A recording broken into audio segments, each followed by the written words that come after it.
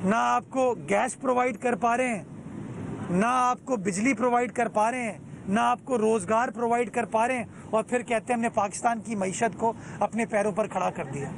मैं इनसे पूछना चाहूँगा कि आइए और आवाम से पूछिए, बात कीजिए, वो आपको बताएंगे कि हमारी माओ बहनों को किचन में गैस मैसर इस वक्त नहीं है, हमारे ट्रांसपोर्टर्स के पास इस वक्त गैस नहीं है। कल सनतकार, पाकिस्तान के बड़े बड़े सनतकार वज़ीर आला सिंध से मिलने के लिए उन्होंने शिकायत की कि सर गैस कहीं नहीं है, गैस का फुकदान है, हम कैसे अपने इंडस्ट्रियल ऑर्डर्स को, एक्सपोर्ट ऑर्डर्स को पूरा करें। हम पाकिस्तान की मईशत को चलाते हैं, डॉलर कमा के देते हैं, लेकिन ये नाकाम निकम्मी नाअहल हुकूमत हमको गैस प्रोवाइड नहीं कर पा रही। हम एग्रीकल्चरल इकॉनमी हैं, ज़राई मुल्क हैं, अब बताया जा रहा है कि फर्टिलाइज़र की डैप की कमी हमारे मुल्क में होने जा रही है। कोई एक चीज़ मुझे बता दें जो कि इनकी हुकूमत में कंसिस्टेंटली ठीक रही है। जवाब होगा सिफर। एक चीज़ है जो कि 3.5 सालों में पाकिस्तान की आवाम ने पीटीआई से कंसिस्टेंटली देखी है, और वो है बहरान। गैस का बहरान, अद्वियात का बहरान, चीनी का बहरान, आटे का बहरान, बिजली का बहरान, गैस का बहरान। मैं समझता हूँ इखलाकियात का जो बहरान है पीटीआई की हुकूमत ने, आज उसने पाकिस्तान में जो तबाही मचाई है, उसकी मिसाल आपको पाकिस्तान की 74 साल तारीख़ में नहीं मिलेगी। अल्लाह ताला इन हुक्मरानों को तौफीक दे कि अपनी बातों में जो एहसास की बात करते हैं, वो बातों से निकल कर कोई अमली एतबार से भी एहसास वाला काम कर सकें, आवाम की खिदमत कर सकें। अल्लाह ताला इन लोगों को नेक हिदायत दे, और मैं कुछ नहीं कह सकता। पाकिस्तान जिंदाबाद।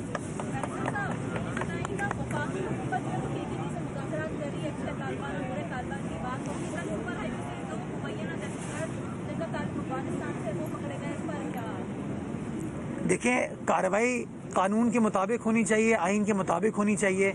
अगर कोई शख्स जिसने कानून शिकनी की है, दहशत गर्दी के किसी काम में मुलव्वस है, कानून शिकनी में मुलव्वस है, तो उनके ख़िलाफ़ बिल्कुल कार्रवाई होनी चाहिए। और मैं अपनी लॉ इन्फोर्समेंट एजेंसीज़ को मुबारकबाद पेश करना चाहूँगा कि उन्होंने इस तरह दहशत गर्दी का कला कमा करने के लिए माजी में जिस तरीके से कुर्बानियाँ दी हैं, काम किया है सिंध हुकूमत की लीडरशिप में, उसी प्रोसेस को जारी व सारी रखें, ताकि हम अपने सूबे को, अपने मुल्क को अमन का गहवारा बना सकें और अपनी तमाम कौम को हिफाजत फराहम कर सकें। 65 से 67% गैस जो है सूबाई सिंध से दरियाफ्त होती है, और इस वक्त ज़मीनी हक़ाइक़ ये हैं कि चाहे हमारे घरेलू सार्फिन हों, हमारे सनती सार्फिन हों, ट्रांसपोर्ट के सार्फिन हों, उनको गैस मैसर नहीं हो रही। यानी कि वफाकी हुकूमत जो है नाकाम हो चुकी है अपनी ज़िम्मेदारी को फुलफ़िल करने में। अब वज़ीर आला सिंध लड़ तो नहीं सकते जाके उनसे।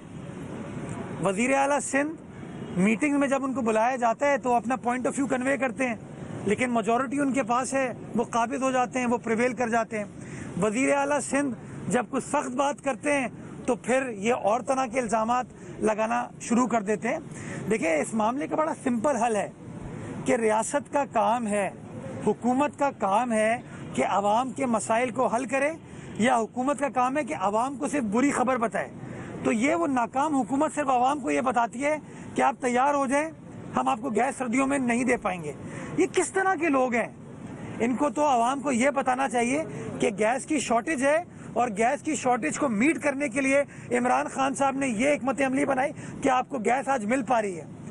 लेकिन चूंकि इन्होंने हिकमत अमली बनाई नहीं, चूंकि इन्होंने कोई काम किया नहीं, तो अब ये इस तरह के बार बार टोपी ड्रामे करते हैं। मैं गुजारिश ये करूँगा पाकिस्तान की आवाम से कि ये एक्सपोज करें नाकाम निकम्मे हुक्मरानों को।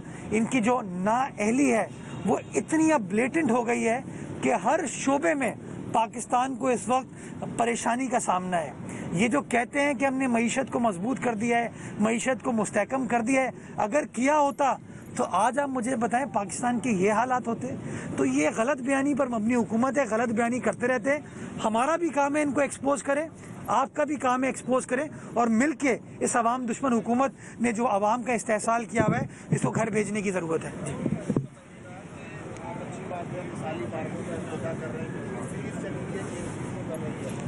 दो दिन पहले अचानक में बड़ा कराची का एक बड़ा पार्क है, इदारों ने पास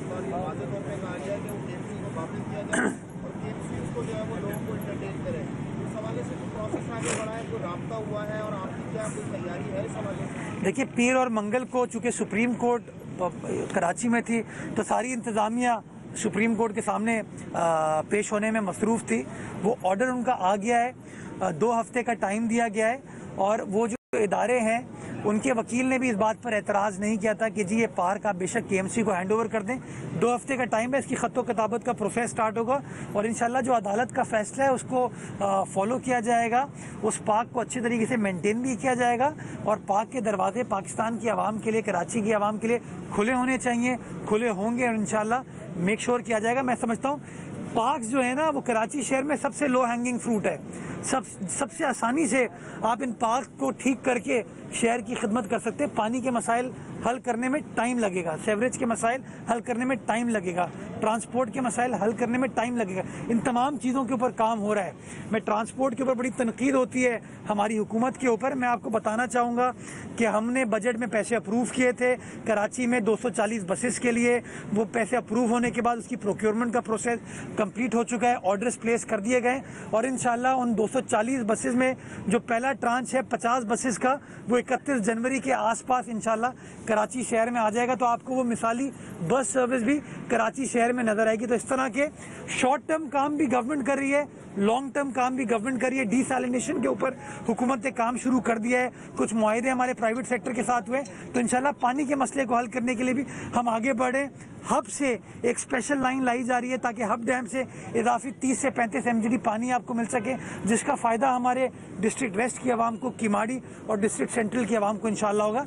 तो दोनों चीज़ें, शॉर्ट टर्म भी प्रोजेक्ट्स के ऊपर काम किया जा रहा है और लॉन्ग टर्म की जो तरजीहात हैं उनको भी एड्रेस किया जा रहा है।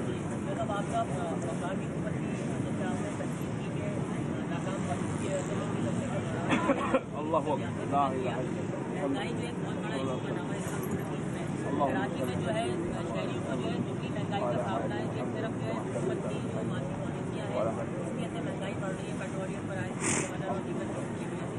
दूसरी तरफ शहर में कोई मैकेनिज्म मौजूद नहीं है बैंक कंट्रोलिंग का, और ये है कराची जो है जवाबदेह नहीं है, किसी भी है किसी चीज़ के साथ है, किसी तरह की मुतालिक इदारे हैं तो बात नजर नहीं आते हैं। तो क्या आप जो है आपके पास ये वज़ीर आज़म है, आपके पास जिधर होते हैं, आप आओ जो है